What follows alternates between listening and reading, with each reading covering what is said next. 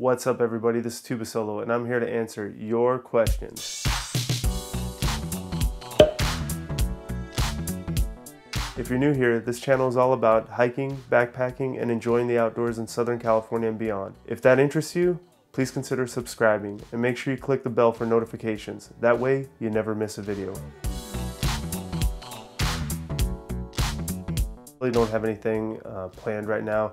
Kind of where I'm at in life, just with having a young child in the home and what have you, I can't really branch too far out. I might be able to take some kind of a special trip, but I'm really going to be keeping it very local, doing a lot more of the San Gorgonio stuff.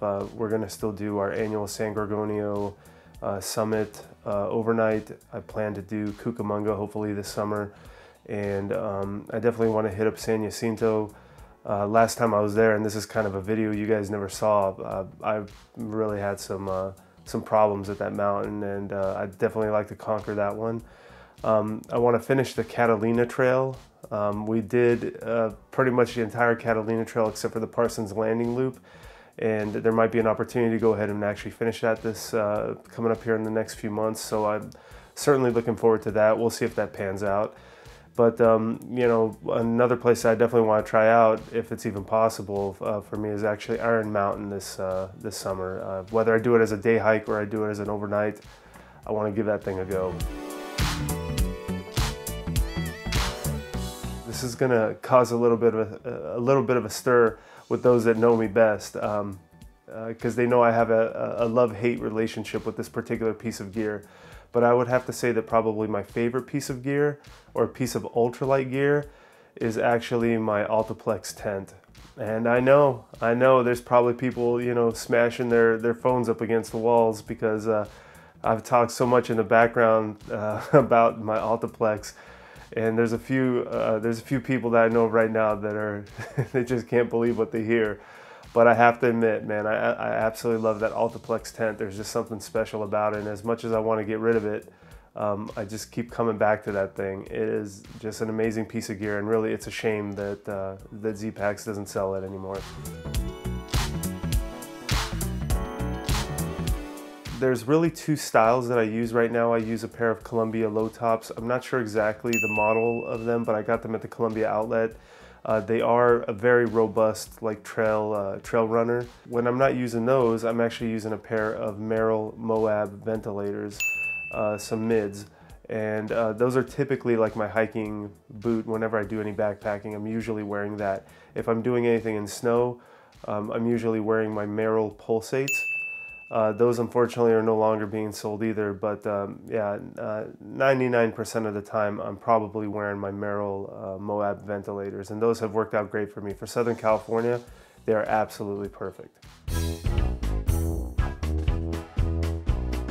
No, I don't play a tuba, unfortunately, but I think I owe everybody an explanation about Tuba Solo the Hiker, what exactly, or how exactly I came up with that channel name. Believe it or not, it's actually just a fart joke. A joke around with our friends. Whenever any one of us would fart, we'd say, oh, you got a Tuba Solo going. So it's just kind of a joke that I used to tell back in the day. So when I started my channel, you know, I just was, you know, messing around. I didn't really take it too terribly serious. I didn't think it'd really go anywhere. It was just something that I was going to do videos for myself, and yeah, I named my channel after a fart joke, and now I'm stuck.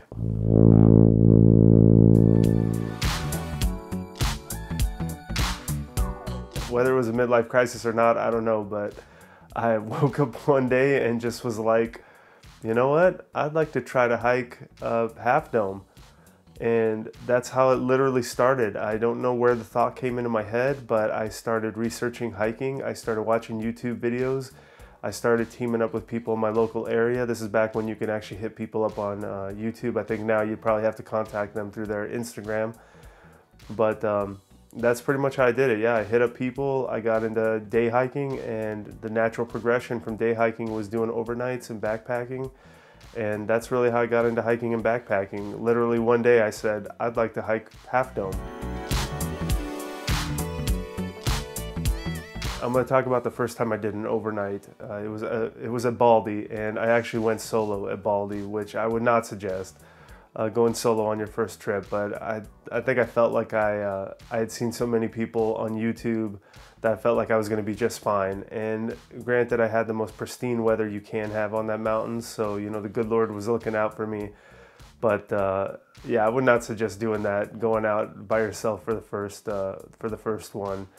But yeah, it was a good experience, and ever since then I've been going out with people every time I backpack. Yeah, I really won't go solo anymore. Not that there's any problem or any danger necessarily, but just, I don't know, I guess maybe it's the parent in me nowadays where I realize that, you know what, it's probably a good idea if I just go with people.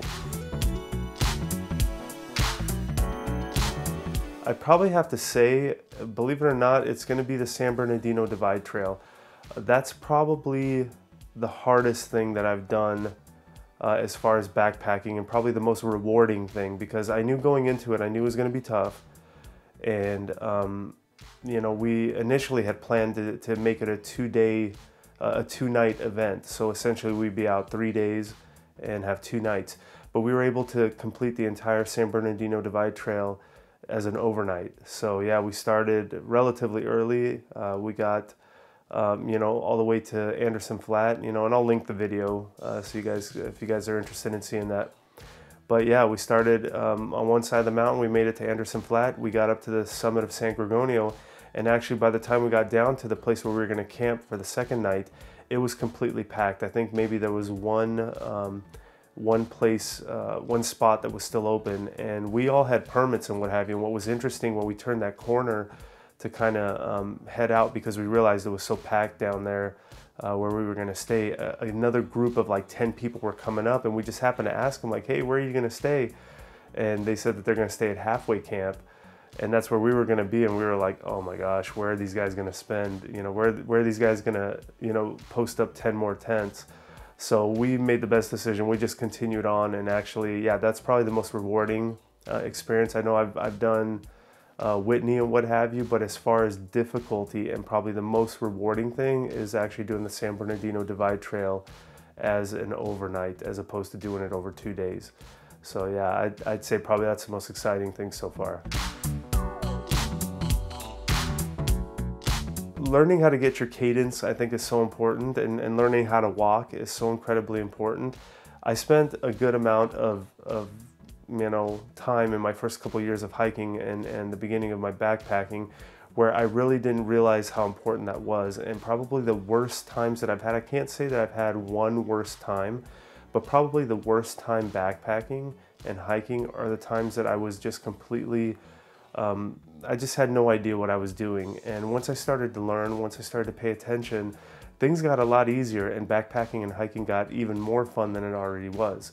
So I can't necessarily pinpoint a worse moment, rather it's just a string of things that had occurred as I was learning how to backpack, which were probably some of the worst moments because I just had no idea what I was doing. A lot of times I was in a lot of pain. A lot of times I was struggling when I didn't need to. I didn't realize that, you know? So that'd probably be, if I had to pick a worse moment, it's just learning the process of backpacking and hiking. And that's why it's also nice to have so many friends around you that you could learn from. You could ask questions and what have you. You have the YouTube community that you can watch videos. So yeah, those were definitely instrumental and helpful as I learned. Probably the scariest moment backpacking would be when I went to Limber Pine. We knew that there was kind of a storm coming, and we were at 9,000 feet and kind of exposed and what have you. And it was just kind of nuts because, you know, this was the first time I experienced any sort of like really heavy duty weather. And yeah, we had a whole bunch of rain, we had a whole bunch of wind, we had a whole bunch of sleet hit us. And I remember my tent, like just the opposite side of my tent, I'm sitting there and it's flapping so hard from the wind that it's almost hitting my face. And the poles on the side were like literally bending. I'm just watching them bend, and I'm just like, my goodness, is this thing gonna hold up? And what I actually did is I packed up all of my stuff in preparation that I would have to bail. Like, that's how bad it was. So everything was in my pack, waiting there. And really the plan is I was gonna jump out. I was completely dressed, you know, I was ready to go, had my shoes on and everything. I was gonna jump out of my tent, quickly break it down, just stuff it into the outside pocket, stuff the ground sheet into the outside pocket, break down the poles and the stakes, and just jet down the mountain. Just essentially expect to wear it, you know, whatever weather was out there. But luckily kind of chilled out, and I was able to go down without any issue. Everybody else kind of continued on forward. You know, there's some real mountaineers, but I was kind of like, yeah, this is getting a little too heavy duty for me, and I had to bail on it. And yeah, it was probably the scariest moment. Thank you for asking that question. Actually, the video that I did on 5 tips for new hikers and backpackers came from this this question. So definitely you want to check out that video. That'll give you the answer to that, and I'll go ahead and link it in the card. But essentially, you want to get your cadence down. You want to practice sitting on the ground. You want to make sure that you remember whenever you're watching videos or researching that there's an East Coast and a West Coast. And number 4, you got to watch out to see how water affects you under physical exertion. And then number 5, a little peace of mind won't break you. Now, I'm not going to go into those. You're definitely going to want to watch the video so you can kind of get the explanation of all of those. But those are by far the 5 pieces of information that I would give any beginning hiker or backpacker. And I think those are really some sound bits of advice that everyone should check out. I don't know, that's kind of a tough one, because you know, you think about not everybody can do the things that I'm doing right now. Granted, there's tons of people who backpack and hike and do what I'm doing, but there's an entire segment of the population that whether they're physically unable or whether they just don't have a love for the outdoors, they can't do what we do, or they don't want to do what we do. And I think probably the things I think about when things are getting really hard, I would say is realizing that I would have to say that I'm exceptionally blessed to be able to go out there and have the physical ability to do this. I genuinely hope to be doing this for many years to come. I mean, it's hiking and backpacking has definitely been fun for me, but the times when our, you know, things are hard, yeah, I mean, it's hard to not think about how blessed I am as far as just being able to be out there, because there's so many people that either have absolutely no desire to be out there or are physically unable to do that, and it really is a blessing.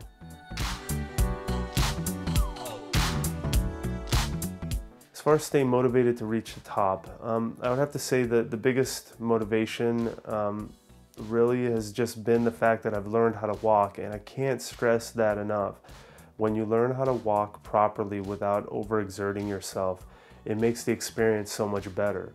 Knowing that you're going to be able to make it to the top because you're not completely destroyed is energy in and of itself. Yeah, you may not get there immediately, you may not be the first one to get up there, but you know you're eventually going to get up there, and that right there is motivation in and of itself, that you can continue on and you know you're going to accomplish your goals. So as far as staying motivated, there's no real trick other than just, yeah, I keep putting one foot in front of the other, as I know I should be doing, with the right steps that I should be doing, and I know I'm going to get to the top. And it's going to feel great when I get to the top. It feels great when you know that you're done climbing. It feels great when you know that you've achieved your goal. So yeah, the experience of itself is the motivation.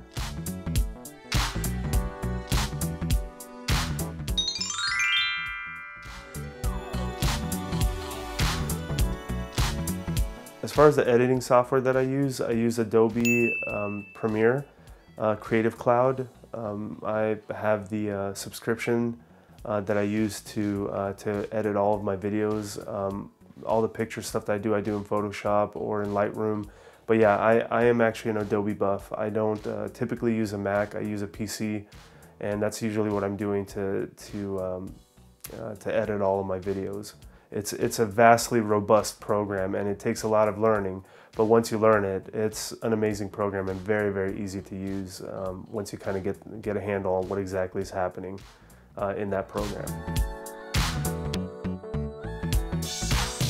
So as far as my most challenging hike, still to date, the most challenging hike physically probably was the San Bernardino Divide Trail. As far as just elevation gain, time at elevation, and the amount of miles that were covered, hands down it has to be the San Bernardino Divide Trail. However, despite that, probably the most challenging hike as far as like long-term training and preparation for was when I went to Mount Whitney. Now, I knew that it's very difficult to get permits for Mount Whitney. I didn't want to blow it, so I really spent a lot of time training. I spent a lot of time at elevation. The weeks leading up to my Whitney trip, pretty much every single weekend, I was up on top of some 10,000 foot peak in an attempt to acclimate my body before I even got there to Whitney. I did a lot of hiking in the local hills and what have you. So that was probably the hardest process to make it to the top of something, was when I went to Mount Whitney. I mean, now needless to say, I mean, it was amazing when I got up there, and it felt so great to be able to say, you know, hey, I got to the top of this. I was able to get back down, do the 11 miles back down that same day that I summited. So that was a big day, that day too. But yeah, as far as like a long-term process to get to some kind of an end goal, probably the hardest was Whitney. But as far as what was the most physically demanding and the hardest in that regard was probably the San Bernardino Divide Trail. There's no hike that really scared me, but it was more of a situation that occurred.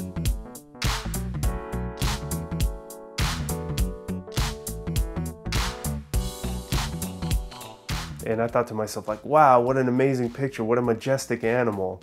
But then I got to thinking, like, well, now wait a minute. Now every time I go to Baldy, I got to worry about this bobcat that's out there, this demon cat that's going to come and try to rip my lungs out when I'm sleeping. So there wasn't any particular hike that scared me. Rather, I would say that probably that was the one like worry that I have. Now, every time I go to Baldy, I got to worry about this bobcat that's there. And the funny part was she had taken that picture, and I want to say maybe a couple months after. So I had done a Baldy trip. And sure enough, I saw that stinking bobcat scampering away on the mountain over there. And I was just like, dude, that cat is here. It does actually exist. Now it was okay because I was with friends and what have you. You know how it is when you're with friends. It's not as scary in a sense, but the whole time in the back of my mind, I'm thinking like, dude, this bobcat is out there. What if I have to go to the, you know, I gotta go use the restroom in the middle of the night. Nobody else is going with me. I'm going by myself. What if this thing is waiting for me out there? Or what if it's sniffing around our camp and I'm coming out of my tent, you know, to use the facilities, and this demon cat is just waiting for me. So yeah, there wasn't any particular hike that scared me, but now I know every time I go to Baldy, I got to keep an eye out for that bobcat.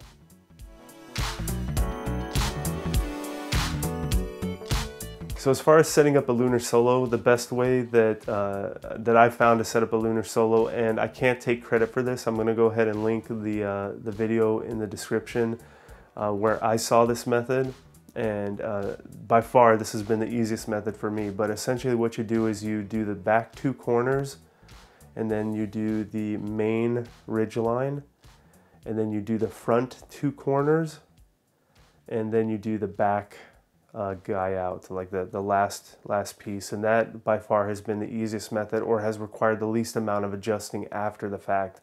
And I kind of did a little video, as you can see, it's playing right now.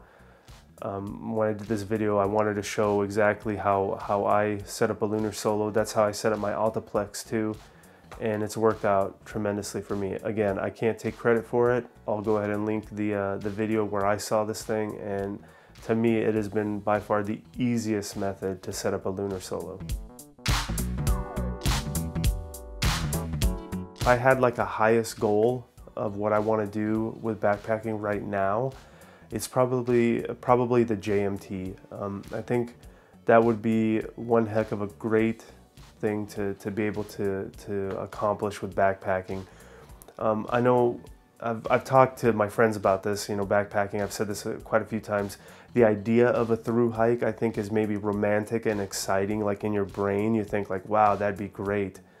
But when you kind of think about it, I don't think I could ever stomach a full through hike. I mean, I think it would probably, at least for me, it would probably take away from all the things I love about backpacking, and that just that repetitive nature of just having to crush miles. And I mean, I know it's easy for me to say that. I've never actually experienced a long distance through hike, but I think probably right now, the way I see my hiking and backpacking, the one thing that I could stomach the most of, the most amount of days would probably be to do something like the JMT. That's probably my max right now.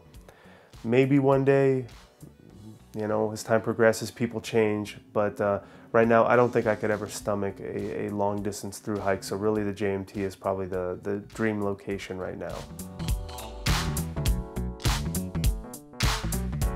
So as far as a piece of gear that I think that I see a lot of backpackers carrying that doesn't seem to make sense to me, I would probably say is that Columbia boonie hat. I don't know, man, I fell into that crowd for a little while. I wore that boonie hat. That thing was just the worst thing in the world, dude. I'm sorry. Anytime I see anybody wearing that thing, I just look at them and think, you know, about the days and when I used to use the boonie hat. Man, I hate that piece of gear.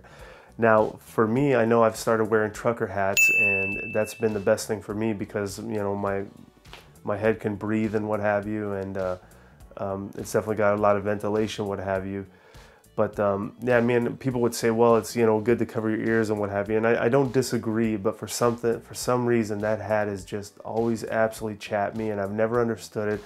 I've never understood the brim of that thing, how it's just all floppy and weird, and man, that thing really annoys the heck out of me. I hate that hat. As far as a piece of gear that I never go backpacking or hiking without is my Garmin InReach. I started originally with a Spot device, which was great, but now I carry a Garmin InReach Mini, and I think those are essential pieces of gear. Even if you have multiple people in a party with that piece of gear, it's just something that I will refuse to leave home without. I think it's just, you know, one of the most important things. You know, I want to get out there, I want to adventure, and I want to have fun, but I also want to come home to my family, and I also want to be as safe as possible because I love them very much. And I know a lot of people would probably say like, you don't need that stuff. But yeah, coming home to the family is something that I definitely want to do after every single hike. So that's a piece of gear that I never go without. I'll keep it short and sweet. Family, religion, friendship. These are the 3 demons you must slay if you wish to succeed in business.